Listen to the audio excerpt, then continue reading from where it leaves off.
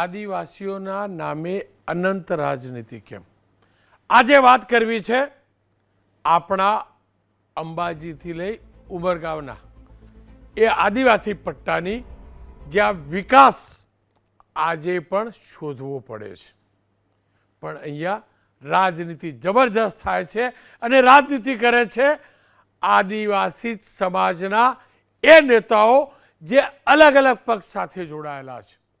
Belt ઘણો મોટો છે, ઉમરગામથી લઈ અંબાજી સુધી, પણ રમેશ રાજનીતિ થતી રહી છે વલસાડ, ડાંગ, નવસારી અને સુરત, આ 4 જિલ્લાના આદિવાસી નેતાઓ વચ્ચે. આજે વાત કરવી છે 3 નેતાઓ જે સૌથી વધુ ચર્ચામાં છે: ચૈતર વસાવા, અનંત પટેલ અને ધવલ પટેલ. 3 નેતાઓ યુવા છે. 3 નેતાઓ અલગ અલગ પક્ષ સાથે જોડાયેલા છે. ચૈતર જોડાયેલા છે આમ આદમી પાર્ટી સાથે, અનંત જોડાયેલા છે કોંગ્રેસ સાથે, ધવલ જોડાયેલા છે ભાજપ સાથે. આ 3 જબરજસ્ત રાજનીતિ કરે છે અને શિકાર થાય છે મારો આદિવાસી ભાઈ, મારી આદિવાસી બહેન, આદિવાસી માતા. આ 3 સમાજના કાર્યક્રમ હોય એટલે એક હોય એવો ડોળ દેખાવ તો કરે છે, પણ પછી જ્યારે અલગ પડે છે અને અલગ અલગ રીતે એકબીજા સાથે સંબંધ રાખે છે ત્યારે એકબીજા ઉપર આરોપ લગાવે છે. શરૂઆત રસપ્રદ રીતે થઈ છે. 27ની વિધાનસભાની ચૂંટણી આવવાની હજી વાર છે, પણ રસપ્રદ શરૂઆત થઈ ચૂકી છે. અનંત પટેલે દાવો કર્યો, કોંગ્રેસના છે, કે જે લોકો કોંગ્રેસ છોડીને આમ આદમી પાર્ટી કે બીજેપીમાં ગયા છે ને એમની અમે ઘર વાપસી કરાવીશું, પૂર્વ ધારાસભ્યોની પણ ઘર વાપસી કરાવીશું. જૂના ઉદાહરણો પણ એમને આપ્યા. તો બીજી તરફ એ જ અનંત પટેલની સામે એ જ વલસાડના સાંસદ અને બીજેપીના નેતા ધવલ પટેલ આરોપ લગાવે છે કે આ ભાઈ એટલે કે અનંત પટેલ કોંગ્રેસ છોડે છે અને આમ આદમી પાર્ટીમાં જોડાય છે. આ 3 વચ્ચે જબરજસ્ત જંગ છે.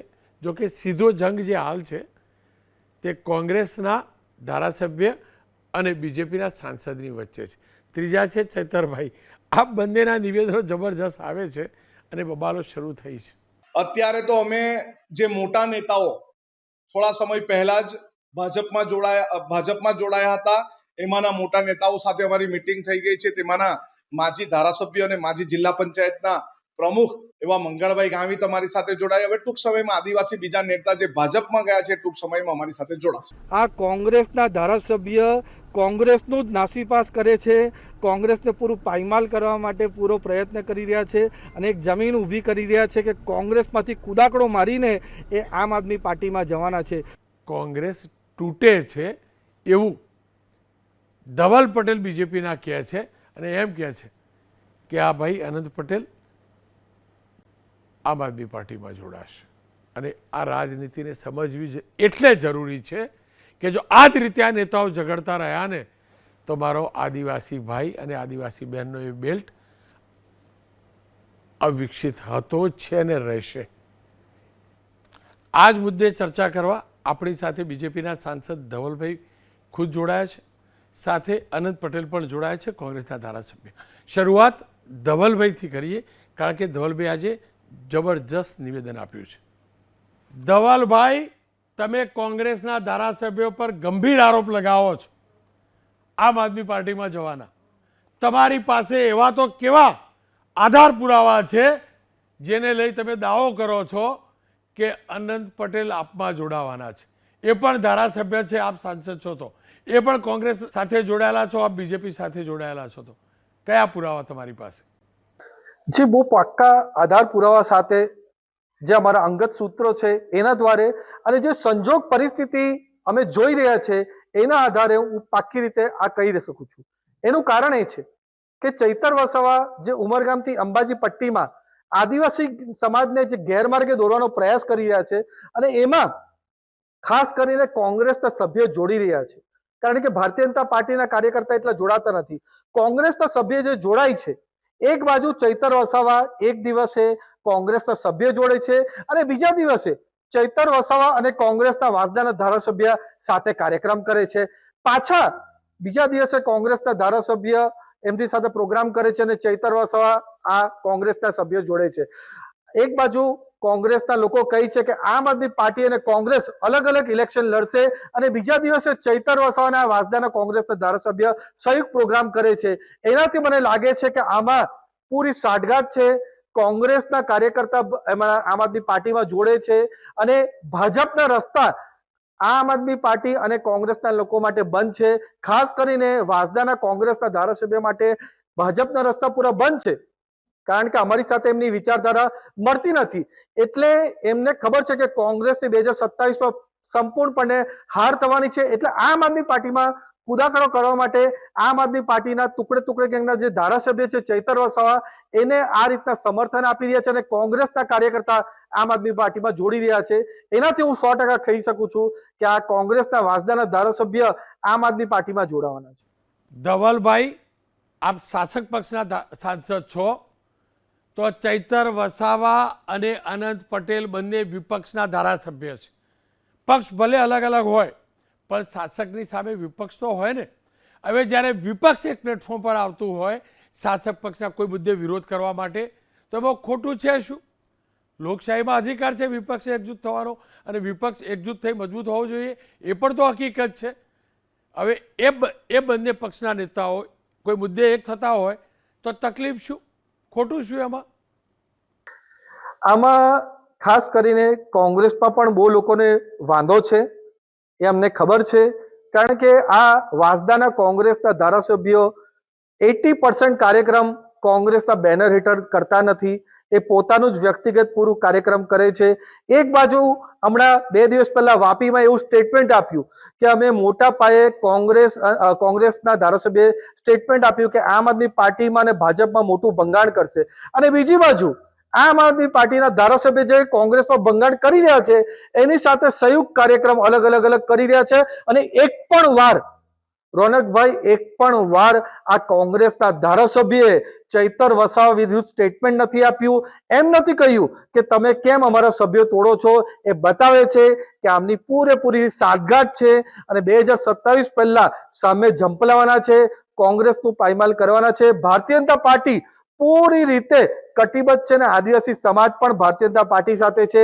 એના કારણે 27માંથી 23 સીટ જીત્યા છે. ધવલભાઈ, અનંત પટેલ આમ આદમી પાર્ટીમાં જોડાવાના છે અને એટલે ચૈતર વસાવા સાથે કાર્યક્રમ કરે છે તેવો તમે દાવો કરો છો, તમારી સાથે પુરાવા છે એવો પણ દાવો કરો છો. તો કોંગ્રેસ પણ તો એક રાષ્ટ્રીય પાર્ટી છે ને, કોંગ્રેસના ધ્યાનમાં પણ તો હશે ને. જો એ જવાના હોય તો કોંગ્રેસ કોઈ કાર્યવાહી કરે ને? કોંગ્રેસે કોઈ કાર્યવાહી નથી કરી. તેનો મતલબ કોંગ્રેસને ભરોસો છે કે અનંત પટેલ કોંગ્રેસ સાથે જ રહેવાના છે. હવે તમે જ કહ્યું કે કોંગ્રેસના સુપડા સાફ થવાના છે એટલે આપમાં જવાના છે, તો એનો મતલબ એ થયો કે તમને ડર તો છે જ, કોંગ્રેસનો નથી, પણ તમને ડર તો છે. તમે પ્રત્યક્ષ રીતે કે પરોક્ષ રીતે માનો પણ છો કે આમ આદમી પાર્ટી મજબૂત થઈ રહી છે એટલે અનંત પટેલ જાય છે, અનંત પટેલ આપમાં જાય છે એવું કહીને તમે એ પણ તો કબૂલો છો ને કે આપ મજબૂત થઈ રહી છે. આમ આદમી પાર્ટી પણ મજબૂત નથી થવાનું, કોંગ્રેસ પણ મજબૂત નથી થવાનું. એ આમ આદમી પાર્ટીમાં એટલે જાય છે કારણ કે ભારતીય જનતા પાર્ટીના દરવાજા એમના માટે બંધ છે. એમની જે વિચારધારા છે વિકાસ વિરોધી, દેશ વિરોધી, એના કારણે ભાજપમાં આવી ના શકે. તો એમની પાસે આમ આદમી પાર્ટીનો જ રસ્તો છે, બીજો કોઈ રસ્તા બાકી બચતા નથી. એના કારણે આ બધા ગતકડા કરે છે. બીજી બાજુ અમે તેમ જેમ જોયું હશે કે લોકસભાની અંદર પણ અમે 4માંથી 4 આદિવાસી લોકસભા આરક્ષિત સીટ જીત્યા છે. ભરૂચની ઓપન સીટ છે ત્યાં ચૈતર વસાવા પોતે લડ્યા હતા, ત્યાં પણ હારી ગયા હતા. અને કોંગ્રેસના આ ધારાસભ્ય મારી સામે વલસાડ ડાંગ લોકસભા લડ્યા હતા, એ પણ હારી ગયા. એટલે ભારતીય જનતા પાર્ટી પૂરી રીતે મજબૂત છે. પણ આ ખાસ કરીને જે મારો મુખ્ય હેતુ છે આ બોલવાના પાછળ કે આદિવાસી સમાજને જે ગેરમાર્ગે દોરવાની જે હરીફાઈ કોંગ્રેસ અને આમ આદમી પાર્ટીમાં લાગી છે એના વિરુદ્ધ આ ઝુંબેશ અમે ચલાવીએ છીએ.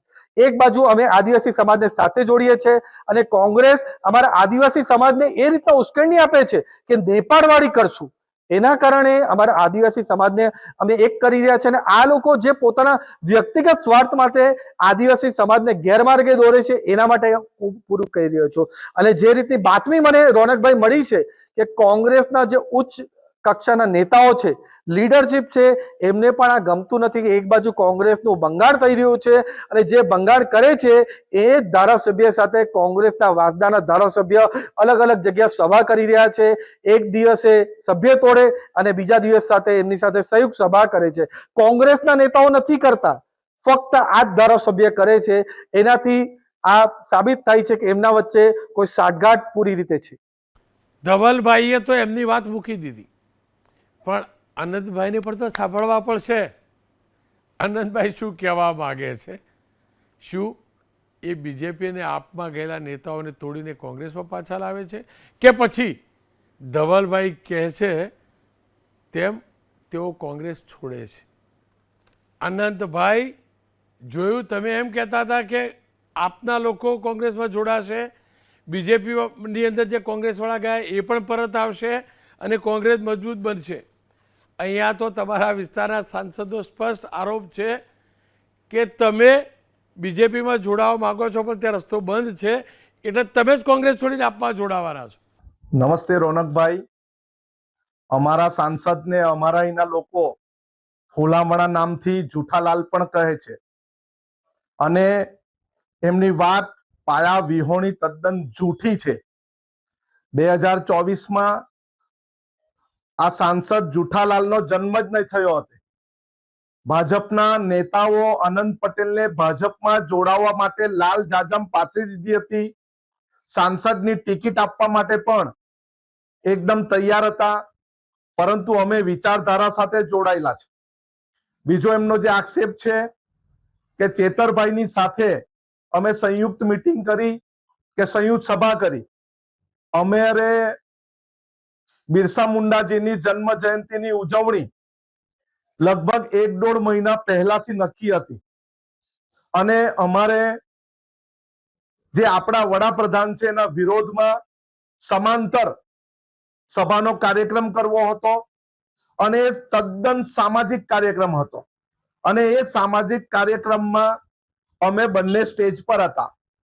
જુઠાલાલ કદાચ ભૂલી ગયા છે કે જ્યારે બિરસા મુંડાજીની પ્રતિમા વાંસદા ખાતે હનુમાનબારી સર્કલ પર મૂકવાની હતી ત્યારે આ જુઠાલાલ, નરેશભાઈ, વિજયભાઈ અને અરવિંદભાઈ બધા જ અમારી સાથે વાંસદામાં જોડાયેલા હતા અને અમે આદિવાસી નૃત્ય પણ કર્યું હતું. શું એનો મતલબ અમારી સાથે અરવિંદભાઈ, નરેશભાઈ, વિજયભાઈ જોડાવાના અને સાંસદ પણ જોડાવાના, એનો મતલબ એવું થાય? પરંતુ આ પાયા વિહોણી જુઠાલાલની વાત છે. સામાજિક કાર્યક્રમોમાં અમે ચેતરભાઈની સાથે છે. અમારા પ્રશ્ન એક જ છે એટલે ચેતરભાઈની સાથે છે. અને જો પોતે વાત કરી ભાજપની વિચારધારા નથી એટલે ભાજપ કોંગ્રેસમાં આવતું નથી, પણ એ ભૂલે છે. કોંગ્રેસ સમિતિ દ્વારા અમે અત્યારે જ 2 મહિના પહેલા મોટા પુંડામાં કાર્યક્રમ કર્યો ત્યારે લગભગ 150 થી 200 ભાજપના આગેવાનો, કાર્યકર્તાઓને અમે જોડ્યા. અત્યારે થોડા સમય પહેલા જે ભાજપમાં જતા રહેલા મંગળભાઈ ગાવિતને અમે જોડ્યા. આનંદભાઈ, વાત સાચી, પણ આપ સમાજની વાત કરો છો, આદિવાસી સમાજની વાત કરો છો, પણ પેલો જે કાર્યક્રમ હતો ચૈતરભાઈ વાળો, એ તો પ્યોર પોલિટિકલ કાર્યક્રમ હતો ને, એ તો સમાજના મુદ્દાઓ પર હતો નહીં, એ તો પોલિટિકલ કાર્યક્રમ હતો ને, જેમાં તમે બંને હતા. નેત્રંગનો કાર્યક્રમ જે હતો અમારો એ બિરસા મુંડાજીની જન્મ જયંતિનો કાર્યક્રમ હતો અને એ કાર્યક્રમમાં સમાજના મુદ્દા પર જ હતા. અને મેં 13 થી 14 જેટલા પ્રશ્ન એમ પણ મુખ્યમંત્રીને પૂછ્યા હતા કે તમે જનજાતીય ગૌરવ દિવસ ઉજવો છો તો આ પ્રશ્ન ક્યારે અમારા સોલ્વ કરશો? નહીં આનંદભાઈ, એમનું તો કહેવું એમ છે કે તમારા હાથમાંથી જમીન સરકી રહી છે એટલે તમે આપ તરફ વળ્યા છો, ચૈતરભાઈ તરફ વળ્યા છો. ચેતરભાઈ તરફ મારે વળવાનું કે ચેતરભાઈ મારા તરફ વળવાનું એ કોઈ વાત જ નથી. અમે વિચારધારાથી અલગ છે, પરંતુ સામાજિક રીતે અમે એક છે. અમે ઘણીવાર કાર્યક્રમમાં જતા હોય તો મોહનભાઈ ધનજી અમારી સાથે સ્ટેજ પર બેઠા હોય છે. ઘણીવાર કાર્યક્રમમાં જતા હોય તો અમે અરવિંદભાઈ અમારી સાથે બેઠા હોય છે. એનો એક મતલબ નથી, એ સમાજના બેનર હેઠળ બેઠા છે, રાજકીય બેનર હેઠળ અમે નથી બેઠા. અને એ સમાજના બેનર હેઠળ આજ સાંસદ બી અમારી સાથે હનુમાનબારી આવ્યા હતા અને બીજા દિવસે પોતાના કામમાં અને હું પોતાના કામમાં લાગી ગયો હતો. માત્ર પાયાવિહોણી વાત છે. અનંતભાઈ, સવાલ એ છે કે જુઓ, આદિવાસી બેલ્ટ પર તુષારભાઈ જૂની પેઢીના નેતા છે, યુવા છે પણ જૂના નેતા છે. તમે 3 નેતા એવા છો, એ અનંત પટેલ, એ ધવલ પટેલ અને ચૈતરભાઈ વસાવા. આ 3 યુવા નેતા પણ છો, જુઝારુ નેતા પણ છો. ત્રણેયના પક્ષો અલગ અલગ છે, ભલે એકબીજા ઉપર રાજકીય આરોપ તમે લગાવો, પણ સવાલ એ છે કે આદિવાસીના હિતમાં કોઈ પણ પોલિટિકલ બેનર સિવાય ત્રણેય એક સાથે મળીને કેમ વાત નથી કરતા? જુઓ, તમે જે પક્ષમાં છો ને, એ પક્ષનું પણ શાસન વર્ષો સુધી રહ્યું છે અને એ પક્ષના શાસનમાં પણ મારા આદિવાસીના હિતનું રક્ષણ નથી થયું, એ વિસ્તારનો વિકાસ નથી થયો, આ હકીકત છે. ભાજપનું શાસન છે, ધવલભાઈના પાર્ટીનું, એની અંદર પણ આજે પણ આદિવાસીઓની અનેક સમસ્યાઓ છે. મારો મુદ્દો જ આ છે, સમાજનો ત્રણેય ઉપયોગ કરો છો, સમાજના લોકોના મતથી ત્રણેય જીતો છો, પણ વાત માત્ર ને માત્ર તમારા ત્રણેયની રાજકીય જ હોય છે. આવું કેમ એક સાથે નથી મળતા? અમારે પણ આ જ પ્રશ્ન પૂછવો છે સત્તાધારી પક્ષને કે તમે આદિવાસી સમાજ માટે છેલ્લા 30 વર્ષમાં શું કર્યું? અનંતભાઈ સાંભળો, હું ભાજપનો જરાય વચારું નથી, હું માનું જ છું આદિવાસીઓનું હિત આ સરકારમાં પણ નથી જળવાયું, પણ તમે જે પક્ષમાં છો અનંતભાઈ, એ પક્ષની સરકાર પણ તો આટલો સમય રહી છે ને. મેં પણ જોયું છે ઉમરગાંવથી અંબાજી સુધીના બેલ્ટની સમસ્યા હું પણ જાણું છું. એ પક્ષે પણ તો આદિવાસીઓને કશું આપ્યું નથી ને, એ પણ તો હકીકત છે ને અનંતભાઈ. જ્યારે સ્વર્ગીય અમરસિંહભાઈ ચૌધરી, અમરસિંહ કાકા સિવાય, માફ કરજો, હું માનું છું અમરસિંહ કાકાના સમયમાં વિકાસ થયો એ સિવાયના શાસનની વાત કરી. અમરસિંહભાઈએ જે કામ કર્યું છે ને, એવો એક પણ મુખ્યમંત્રીએ કામ નથી કર્યું. હું તો એમ કહેવા માંગુ છું, અત્યાર સુધી ભાજપે 30 વર્ષમાં એક પણ આદિવાસી મુખ્યમંત્રી કેમ નથી આપ્યો? આનંદભાઈ સાંભળો, તમે જે વાત કરો છો ને મુખ્યમંત્રીની, કોંગ્રેસે પણ અમરસિંહ કાકાને વ્યવસ્થાના ભાગરૂપ આપેલા, શિક્ષણ મંત્રી બનેલા, માધવસિંહભાઈને હટાવવા પડેલા એટલે બનાવેલા.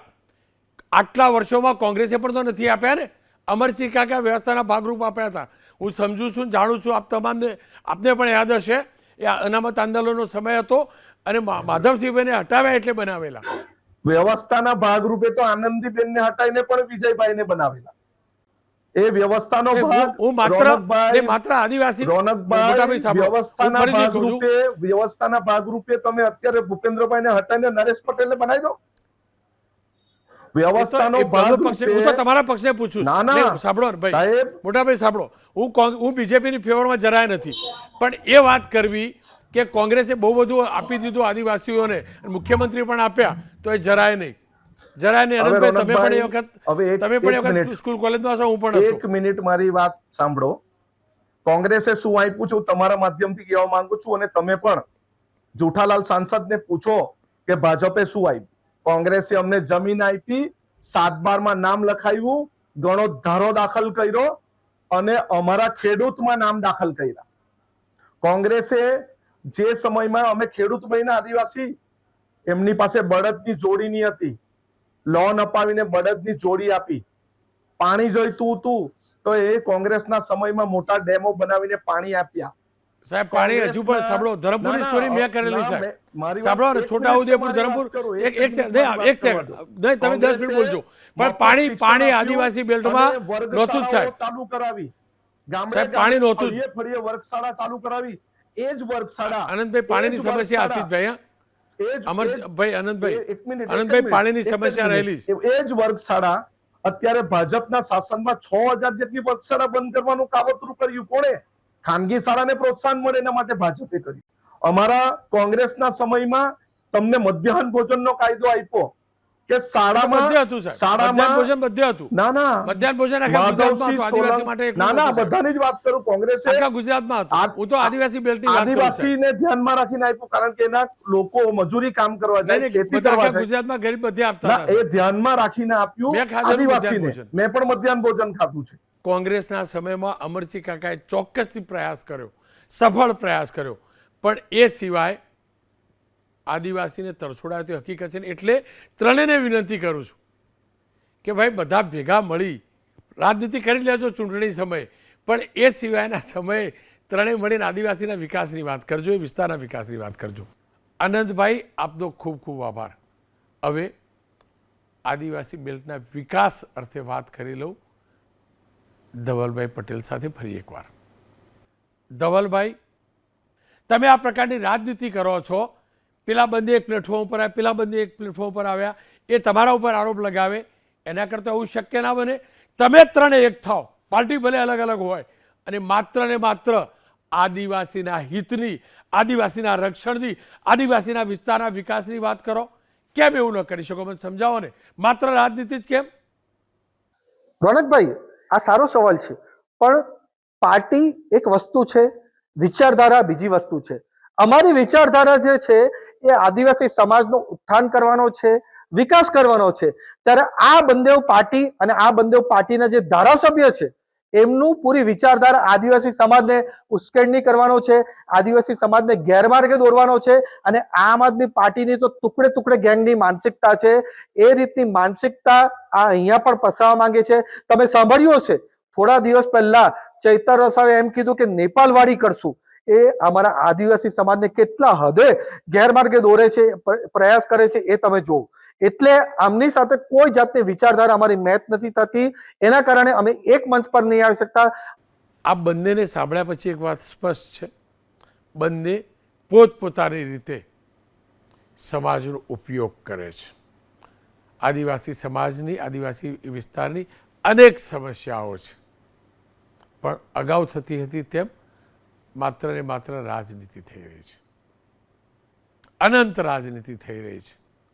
આશા અને અપેક્ષા રાખીએ આ રાજનીતિનો, અને એ પણ સમાજના ખભા ઉપર બેસી અને રાજનીતિ કરવાની જે વૃત્તિ છે ને એનો અંત આવે, અને વાત માત્ર ને માત્ર વિકાસની થાય, વિકાસના મુદ્દે નિવેદનો આવે, વિકાસ માટે નિવેદનો આવે.